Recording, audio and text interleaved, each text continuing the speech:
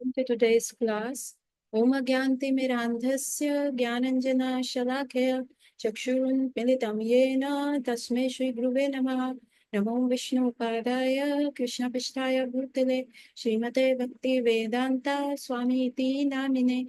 Namaste Saraswate Deve Gauravani Pracharini Nirvishesha Shunyavadi Paschatya Deshatarini Shri Krishna Chaitanya Prabhu Nityananda Shri Advaita Gadadhara Shivasadi Gaur Bhakta Vrinda Hare Krishna Krishna Krishna Hare Hare Hare Rama Rama Hare Hare Vancha Kalpatarubhyascha Antipa Sindhuva Evacha पतितानां पावनेभ्यो वैष्णवेभ्यो नमो नमः। तो आप सबका स्वागत है आज की कक्षा में और हम कर रहे हैं लीला पुरुषोत्तम भगवान कृष्ण के बारे में चर्चा फ्रॉम द कृष्णा बुक। तो हमने पढ़ा था कि कैसे देवी देवता जो है भगवान की स्तुति गा रहे हैं और कह रहे हैं यस ठाकुर जी आपका एक रूप है और अब आप जन्म ले रहे हैं, ये सिद्ध हो जाएगा। जो लोग बहुत कंफ्यूज थे कि आपका क्या स्वरूप है, कैसे आप दिखते हैं, क्या है, वो अब सिद्ध हो जाएगा। निर्विशेषवादियों के लिए सबसे भयंकर भूल उनका ये विचार है कि जब श्री भगवान अवतरित होते हैं तो वे सतोगुण पदार्थ का रूप स्वीकार करते हैं। वस्तुतः कृष्ण या नारायण का रूप किसी भौतिक विचार के परे होता है।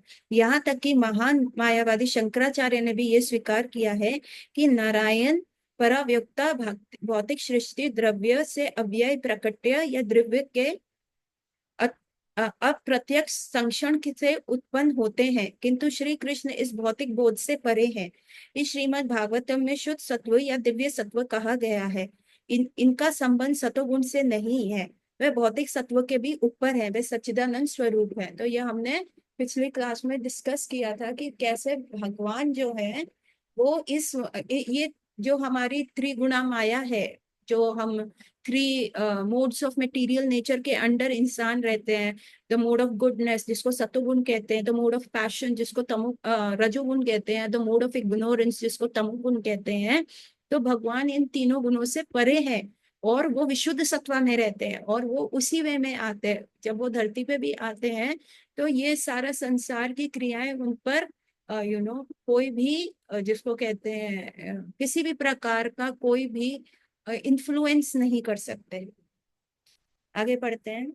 हे प्रभु, जब आप विभिन्न अवतारों में प्रकट होते हैं तो विभिन्न परिस्थितियों के अनुसार आप भिन्न भिन्न नाम और रूप धारण करते हैं।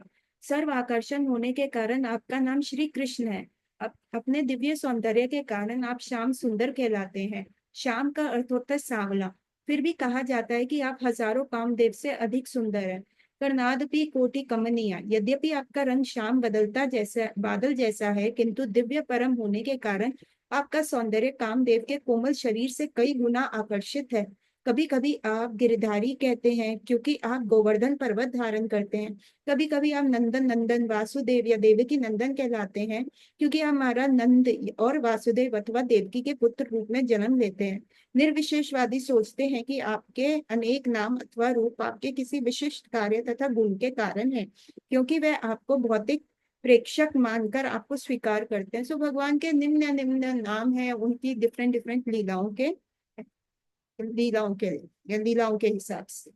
हे प्रिय प्रभु, आपकी प्राकृतिक रूप तथा कार्यकाल को अटक अटकलबाजी नहीं जाना जा सकता।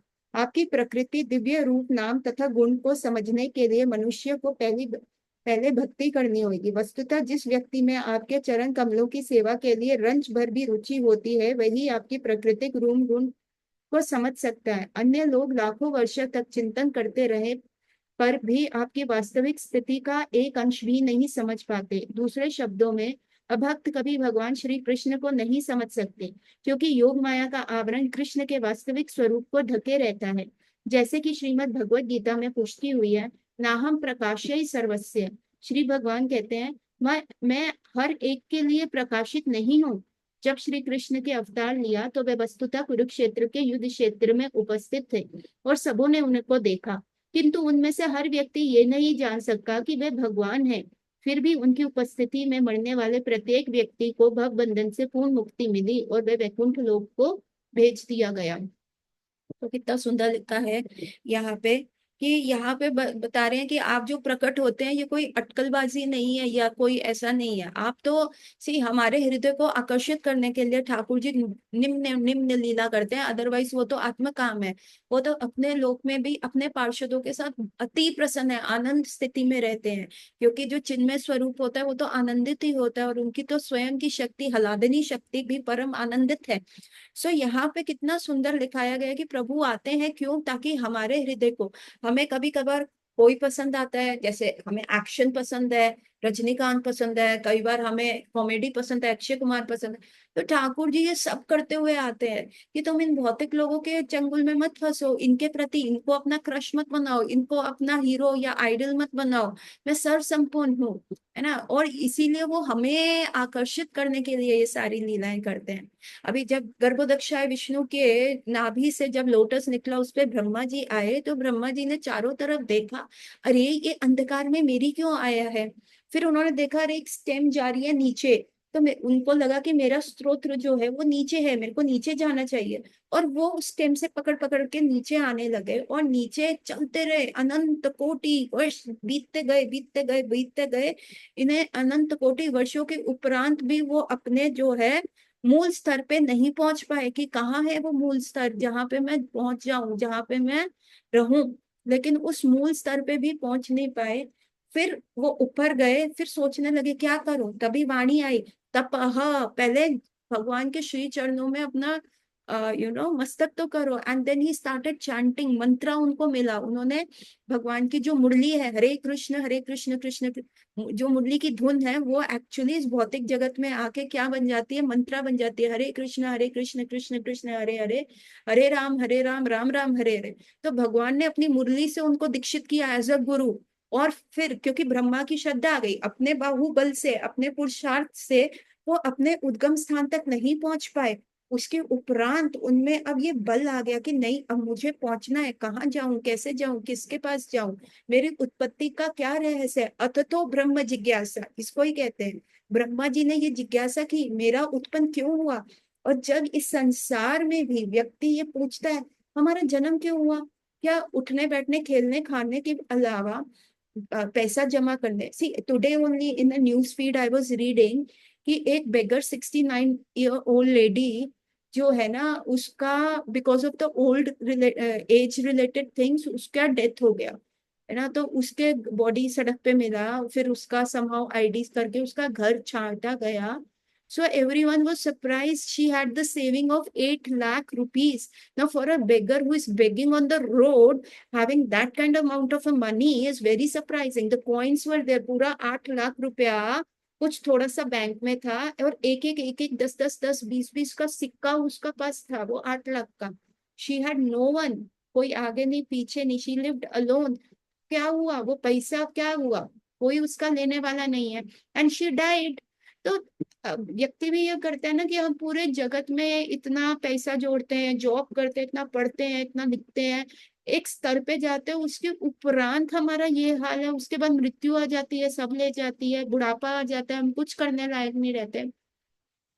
तो what is the purpose of my living, इसको कहते हैं अतथो ब्रह्म जिज्ञासा। ब्रह्मा जी ने फर्स्ट टाइम जिज्ञासा करी, and we people following the footsteps of Brahma ji, हम भी ये करते हैं। So that is the beginning of spiritual life. And then when that comes in our life, जब ऐसा जिज्ञासा होता है, तब गुरु का एंट्री होता है। तो ब्रह्मा जी ने जब अपने पुरुषार्थ से सब कर लिया कि अब मैं कहीं तक नहीं पहुंच पा रहा, किसी निष्कर्ष पे नहीं पहुंच पा रहा, अब मुझे अपना पुरुषार्थ त्याग के सोचना पड़ेगा, सरेंडर करना पड़ेगा एक हायर सोल को, एक हायर पर्पस को। एंड देन ब्रह्मा जी ने करा कि मैं क्या करूं, and then the guru entered. How? Guru entered in the form of Hare Krishna महामंत्र।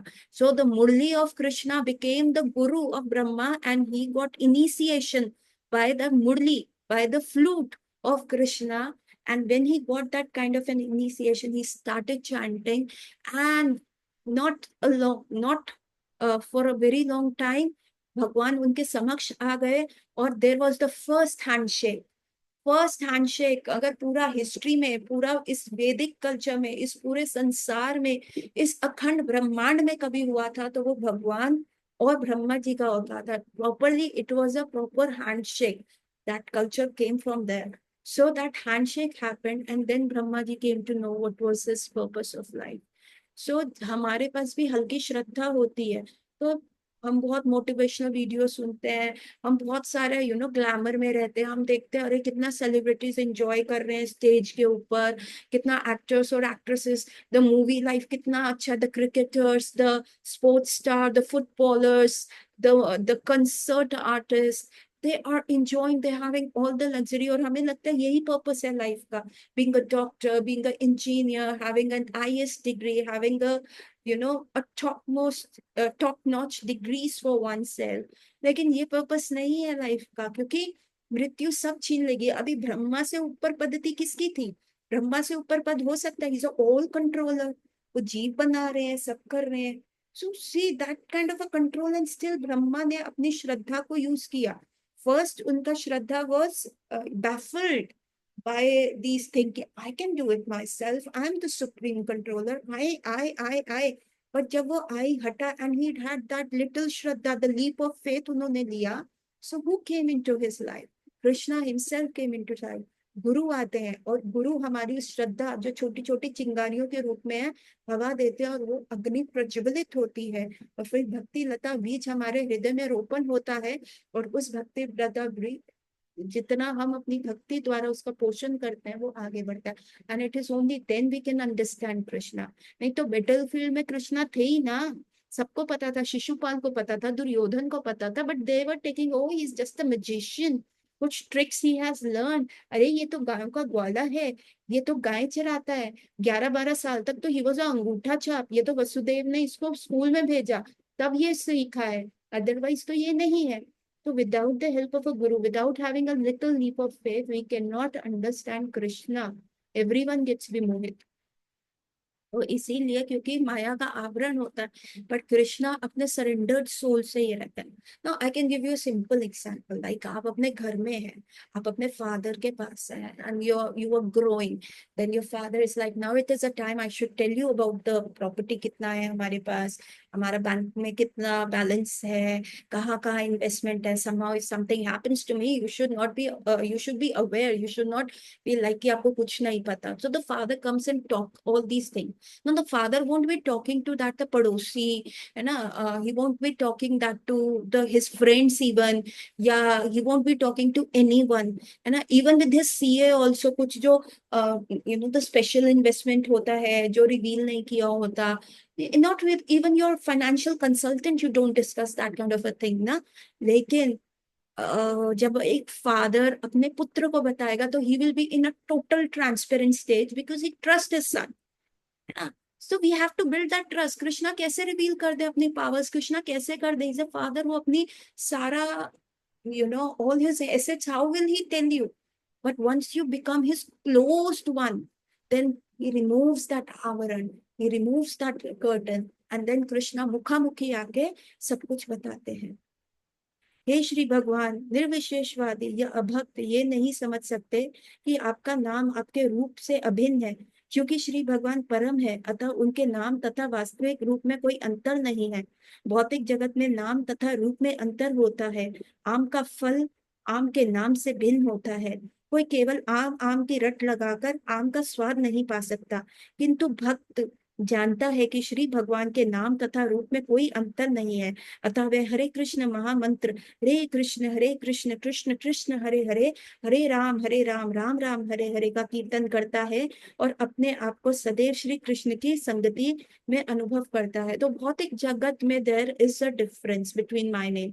अगर आप यू आर गोइंग, आप बहुत दूर से मेरा नाम बोल रहे हो, जहाँ मेरा हेयरिंग रेंज से बाहर बोल रहे हैं, आप मेरा नाम बोल रहे हैं, आप बोलते रहेंगे, but I won't be able to reciprocate, because मेरा हेयरिंग रेंज इतना ही है। आप वहां पे बोलोगे तो देन आई विल से, हाँ हाँ जी कहिए, what, how can I help you.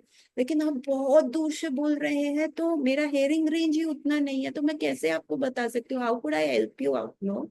सो यहाँ पे यही बात बोली गई है कि हम लेकिन भगवान का नाम और भगवान के में कोई अंतर नहीं है। एज सुन एज वी से Hare Krishna mahamantra, Thakur ji starts to reciprocate with us, है ना, we get that Thakur ji, we get that experience, we get that Joy.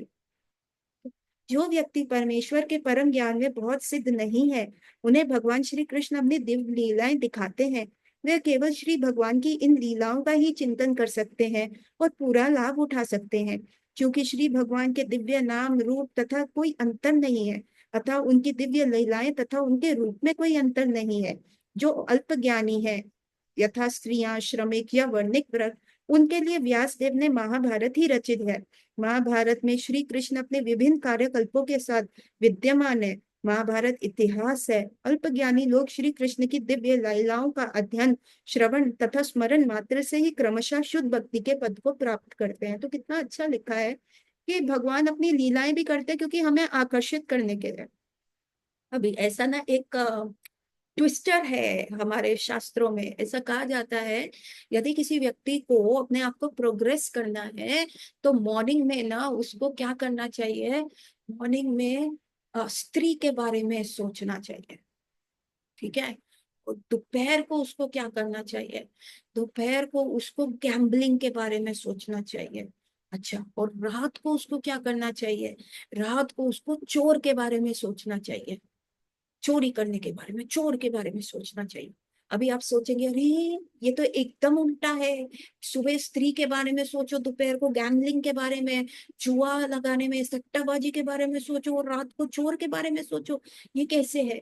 तो बेसिकली ये कहा गया है कि सुबह हमें रामायण का पाठ करना चाहिए, क्योंकि उसमें सीता जी की कहानी है कि कैसे सीता, अगर किसी पराई स्त्री का हरण किया जाए या किसी पराई स्त्री के ऊपर कुदृष्टि डाली जाए तो पूरा कुल का कुल जो है नीचे आ जाता है। पूरा रावण का वंशावली खत्म हो गई, पूरा राज्य खत्म हो गया, पूरा किंगडम खत्म हो गया।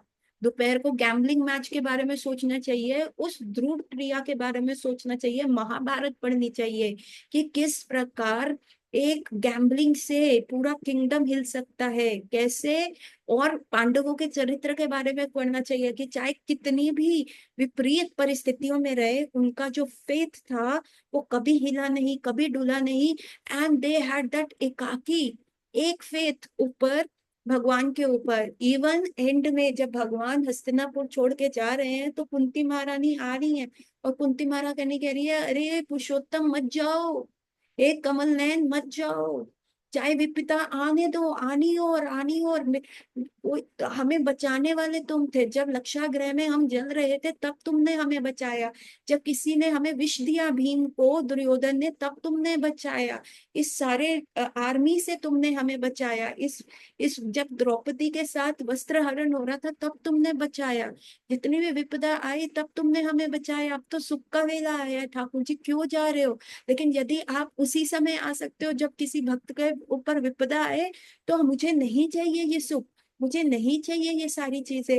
लेट ये डिस्ट्रेस जो है, ये मिजरीज जो है, ये जो दुख है वो मेरे पे आने दो जितना आता है, ताकि हम आपके श्री चरण के दर्शन कर सके, आपके कमल मुख के हम दर्शन कर सके। ठाकुर जी कृपया करके आप यहीं रहिए।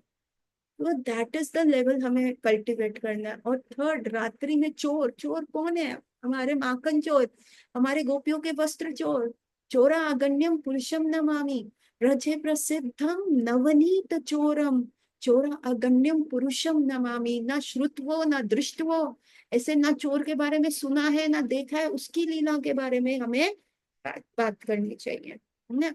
तो क्यों कहा गया है कि स्त्री जो अल्प ज्ञानी है, जैसे स्त्री स्त्री अल्प ज्ञानी का इसमें शास्त्रों में बोला गया है, क्योंकि वुमन ना बहुत इमोशनल होती है ना, वेरी वेरी इमोशनल बीइंग। तो वो लॉजिक, कई बार लॉजिक पीछे हट जाता है। जैसे द्रौपदी के सामने क्या था, अश्वत्थामा को लाया गया, भाई अश्वत्थामा ने द्रौपदी के 5 पुत्रों को मार दिया, सोते हुए मार दिया, वीर भूमि में नहीं मारा, छल से मारा सोते हुए को।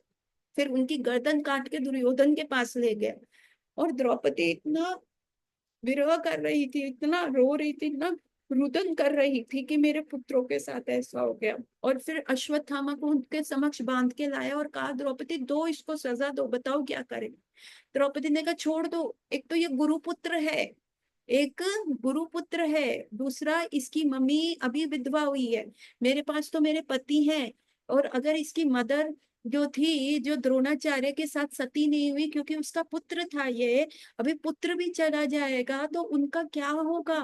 तो नहीं नहीं, मैं उस माता को अपने पुत्र से बहीन नहीं होना चाह रही, जो पीड़ा मैं सह रही हूँ मैं उसको नहीं देना चाह रही, वो ऑलरेडी बेचारी अपने पति के गम में है। तो देखिए ना, द्रौपदी ने लॉजिक छोड़ दिया, न्याय, एंड शी चोज फॉरगिवनेस। तो इसीलिए the women are very emotional beings, so they are driven by emotions, they are driven sometimes by lust, jealousy also, है ना। अभी गांधारी थी, गांधारी को जब पता चला कि गांधारी के पास शी हैड कंसीव, बट बहुत समय हो गया, उनके पुत्र नहीं आ रहे थे, हो नहीं रहा था। और वहां पे पता चला कि जो पांडु महाराज हैं और उनकी जो पत्नी है कुंती, उनका पुत्र हो गया, युधिष्ठिर हो गया। Now Gandhari out of the jealousy she hit her womb very strongly. उन्होंने अपने गर्भ पे इतनी तेज प्रहार किया कि गर्भ का जो अंदर का वो सारा मिश्रण था वो बाहर आ गया। And then Vyas Dev was called, और व्यास देव ने the first IVF procedure, in vitro fertilization जो हुआ, जिसको कहते हैं, है ना, the outside the mother womb, जो बच्चे को संरक्षण मिला, that was done by, so ना, that was not IVF, that was surrogacy. The first surrogacy procedure was done by Vyasdev, and trust me, this was not another woman carrying the child of a woman. अभी क्या होता है आजकल surrogacy में कि दूसरे का बच्चा कोई और कोख गिरवी रख के लेते हैं, बट व्यासदेव ने उनको 100 पॉट्स में डाला, ऐसे the science was so advance कि ऐसे मटकियों में डाला, ऐसे पॉट्स में डाला गया जिसमें वो 100 पॉट्स बनाए गए और 100 बच्चे रखे गए, and after sometimes these 100 kids were born. So that was the surrogacy procedure that had happened in Mahabharata. So Gandhari was driven by jealousy और उन्होंने अपना ही नुकसान कर डाला. So this is why women is sometimes driven by strong emotions. Therefore इसलिए प्रभुपाद ने कहा है. So इसलिए भगवान की कथाएं सुनने में उनकी अति रुचि रहती है, because it creates a kind of an emotion and the women are driven towards that emotion, that एक इमोशन क्रिएट होता है। तभी आप देखेंगे जहाँ पे भी भगवत सप्ताह हो रहा होता है या भगवत गीता हो रहा होता है, the number of women are many, है ना, उनकी श्रद्धा कोमल होती है, दे ट्रस्ट इजिली। तो आप देखेंगे जब भी ऐसे भगवत सप्ताह या कहीं पे भी प्रवचन हो रहा होता है, पुरुषों से ज्यादा महिलाएं वहां पे होती हैं। शुद्ध भक्त जो श्री कृष्ण के दिव्य चरण कमलों के विचार में सदैव लीन रहते हैं और सदैव पूर्ण कृष्ण भावामृत में रहते हुए कृष्ण भक्ति में लगे रहते हैं, उन्हें कभी भी इस जगत में रहते हुए नहीं मानना चाहिए। शिला रूप गोस्वामी ने कहा है कि जो लोग मनसा वाचा कर्मणा से कृष्ण भावामृत में प्रवृत्त रहते हैं, उन्हें इससे शरीर में रहते हुए भी मुक्त हुआ मानना चाहिए। श्रीमद् भागवत गीता में इसकी पुष्टि की गई है। जो व्यक्ति श्री भगवान की भक्ति में लगे हुए हैं, उन्हें पहले ही भवसागर को पार कर लिया है। श्री कृष्ण भक्तों तथा अभक्तों के समान रूप से जीवन का अंतिम लक्ष्य प्राप्त करने का अवसर देने के लिए प्रकट होते हैं। भक्तों को श्री भगवान के साक्षात दर्शन करने तथा उन्हें पूजने का अवसर प्राप्त होता है। जो लोग इस पद को प्राप्त नहीं है, उन्होंने कार्यकल्पों से परिचित होना तथा उन्हीं के समान पद तक उठने का अवसर प्राप्त होता है। तो यहाँ पे बताया गया है कि जो भक्ति कर रहा है वो इस संसार का नहीं है, क्योंकि वो दूसरे जोन पे वाइब कर रहा है, वो दूसरी फ्रिक्वेंसी पे वाइब कर रहा है। और यहाँ ये भी बताया गया कि कृष्ण जो है सबको अपॉर्चुनिटी देते हैं अपने धाम आने के लिए, भक्ति रूपी नाव सबके लिए अवेलेबल है, इसीलिए वो इतनी सारी लीलाएं करते हैं ताकि वो अट्रैक्ट कर सकते हैं। हे प्रिय प्रभु, हे सर्वप्रिय नियंत्रण, आपके पृथ्वी पर प्रकट होने पर कंस तथा जरासंध जैसे सभी असुर नष्ट हो जाएंगे और सारा जगत सौभाग्य से व्याप्त हो जाएगा। जब आप इस ग्रह पे चलते हैं, तब आपके पाद पदों के तलवे से भूमि पर छाप उठेगी, जैसे कि ध्वज, त्रिशूल तथा बिजली। इस प्रकार आप पृथ्वी एवं स्वर्ग लोक में रहने वाले हम सभी पर कृपा करेंगे, क्योंकि हमें इन चिन्हों को देखने का सौभाग्य प्राप्त होगा। तो भगवान के चरण चिन्ह जो है धरती पे रहेंगे और पूरी everywhere there will be auspiciousness. देवताओं ने आगे कहा, हे प्रभु, आप अजन्मा है, अतः आपके प्रकट होने का यदि कोई कारण हो सकता है तो वह आपकी आनंददायक लीलाएं हैं। यद्यपि श्री भगवान के प्रकट होने का कारण श्रीमद् भागवत गीता में बताया गया है कि वे भक्तों की रक्षा करने तथा अभक्तों का विनाश करने के लिए अवतरित होते हैं, किंतु वस्तुतः वे अपने भक्तों को आनंद मिलन के लिए अवतरित होते हैं, अभक्तों के विनाश के लिए नहीं। ये अभक्त तो प्रकृति के मात्र एक ठोकर के द्वारा ही विनष्ट हो जाते हैं। अभी भगवान यूं करे तो किसी का भी हृदय बंद हो सकता है। तो रावण और कंस को मारने के लिए उनको इतना सारा अवतार लेके इतनी लीलाएं करने की आवश्यकता नहीं थी, परंतु वो जो अपने भक्त हैं, जो साधुओं के साथ अपनी लीलाओं का आदान प्रदान करने, रिलेशनशिप का अपने भक्तों के साथ आके वो लीलाओं का आदान प्रदान करने के लिए ठाकुर जी आते हैं, ना कि अभक्तों को मारने के लिए। इनको मारने के लिए तो प्रकृति ही काफी है। प्रकृति की बहिरंग शक्ति के कार्य कारण स्वतः चलते रहते हैं, किंतु आपके पवित्र नाम का आश्रय लेने मात्र से ही, क्योंकि आपका नाम तथा आपके व्यक्तित्व अभिन्न है, भक्तगण पर्याप्त सुरक्षा प्राप्त करते हैं। जो भगवान का नाम ले रहा है तो ऑलरेडी वो इस भवसागर से सुरक्षित है ना। आपका सोल, सो बिगेस्ट डेंजर वन है, सबसे बड़ा जो डेंजर एक व्यक्ति महसूस एक ह्यूमन के लिए है, वो है कि ह्यूमन बॉडी का त्याग हो जाना एंड लोअर स्पीशीज में उसका बर्थ होना। So that is the biggest dangers one can experience. Sorry. So यहाँ पे प्रभु भगवान कह रहे तो आपका नाम भजने से ही हम सुरक्षा तो भक्तों को ऑलरेडी मिल जाती है, लेकिन उनके साथ लीलाओं का आदान प्रदान करने के लिए आप जो है आते हैं। जब भगवान अवतरित होते हैं तो भक्तों की सुरक्षा तथा अभक्तों का विनाश वास्तव में श्री भगवान के कार्य नहीं होते। ये तो उनके दिव्य मनो विनोद के लिए है। उनके अवतार लेने का कारण कोई अन्य कारण नहीं हो सकता। हे प्रभु, आप यदुवंश में सर्वश्रेष्ठ रूप में प्रकट हो रहे हैं और हम आपके चरण कमल में अपना सादर विनम्र नमस्कार कर रहे हैं। इस अवतार के पहले आप मत्स्य, अश्व, कूर्म, अर्ध पुरुष, अर्ध सिंह, वराह, हंस, भगवान रामचंद्र, परशुराम इत्यादि अनेक अवतार ले चुके हैं। आप भक्तों की ही रक्षा के लिए प्रकट होते हैं, अतः हम आपसे प्रार्थना करते हैं कि आप अपने प्रस्तुता रूप में हमें तीनों लोक में वैसी ही सुरक्षा प्रदान करें और शांति पूर्वक जीवन व्यापन करने का मार्ग में समस्त अवरोधों को दूर कर दें। हे माता देवकी, आपके गर्भ में भगवान है जो आपके समस्त पूर्ण अंश सहित प्रकट होने वाले हैं। वे हमारे कल्याण के लिए प्रकट होने वाले हैं, आदि श्री भगवान है। अतः आपको अपने भाई भोजराज से भयभीत नहीं होना चाहिए। आपके पुत्र भगवान श्री कृष्ण, जो यदि श्री भगवान है, पवित्र यदुवंश की रक्षा हेतु प्रकट होंगे। श्री भगवान अकेले नहीं अवतार ले रहे, वह अपने पूर्ण अंश बलदेव के साथ होंगे। देवकी अपने भाई कंस से अत्यंत भयभीत थी, क्योंकि उनके अनेक कई शिशु मार डाले थे। वे कृष्ण के विषय में अत्यंत चिंतित रह रही थी। विष्णु पुराण में भी कहा गया है कि देवकी को सांत्वना प्रदान करने के लिए सभी देवताएं अपनी पत्नी सहित उनसे मिलते रहते थे और प्रोत्साहित करते रहते थे कि वे डरे नहीं कि उनके पुत्र को कंस मार देगा। उनके गर्भ में स्थित श्री कृष्ण को न केवल संसार का भार कम करने के, अपितु उन्हें यदुवंश के हित की रक्षा करने के लिए निश्चित रूप से देवकी तथा वसुदेव की रक्षा करने के लिए प्रकट होना था। ऐसा माना जाता है कि श्री कृष्ण को वासुदेव के मन में, देवकी के मन में और फिर वहां से उनके गर्भ में स्थानांतरित कर दिया गया। अतः सभी देवताओं ने श्री कृष्ण की माता देवकी की पूजा करी। इस प्रकार श्री भगवान के दिव्य रूप की पूजा करने के पश्चात ब्रह्मा तथा शिव जी को आगे करके सभी देवता अपने स्वर्ग लोक को चले गए। तो यहाँ पे बताया गया किस प्रकार जो है सारे देवी देवता भी जो देवकी माता है उनको सांत्वना दे रही है। आप डरिए नहीं, अपने भाई से डरे नहीं। उसने आपके बाकी पुत्रों को मार दिया तो क्या हुआ, अब रक्षा प्रदान करने के लिए स्वयं भगवान आ रहे हैं, पूर्ण अंश आ रहे हैं और बलदेव के साथ आ रहे हैं, अपनी पूर्ण शक्तियों के साथ आ रहे हैं। इस प्रकार लीला पुरुषोत्तम भगवान श्री कृष्ण के अंतरंगा देवताओं द्वारा गर्भ स्थान भगवान श्री कृष्ण की स्तुति नामक दूसरे अध्याय के भक्ति वेदांत तात्पर्य पूर्ण हुए। So we completed the second chapter and the third chapter we will do tomorrow. So Gaur Ratri everyone, we will meet tomorrow. Hare Krishna and Hari Bol.